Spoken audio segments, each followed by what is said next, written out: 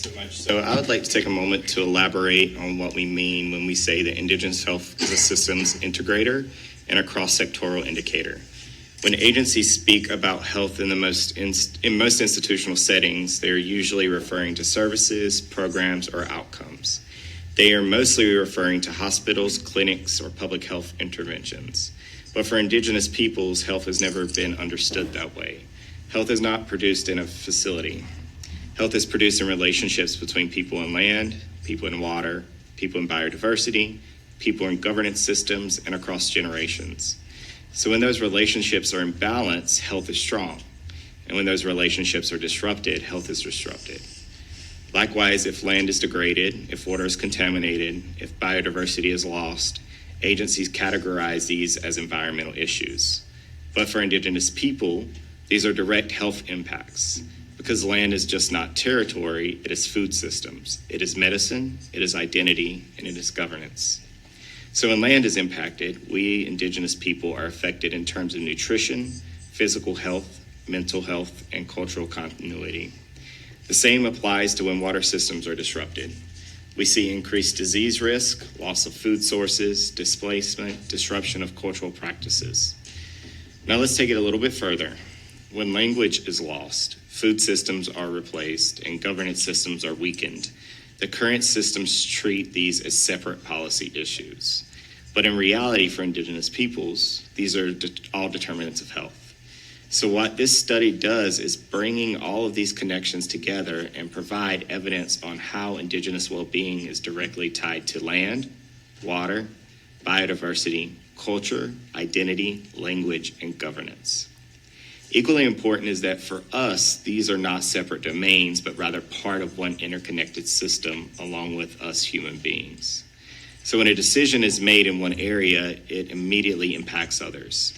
A climate decision affects food systems, a biodiversity decision affects medicine, a governance decision affects identity and mental health, because everything is connected. And this is where the idea Indigenous health as an indicator becomes powerful, because Indigenous health reflects the cumulative impact of all these decisions across systems. Indigenous health, therefore, becomes a signal, a reflection, a way of understanding whether systems are working together or whether they're pulling in different directions. We already are seeing how this can be applied in global perspectives.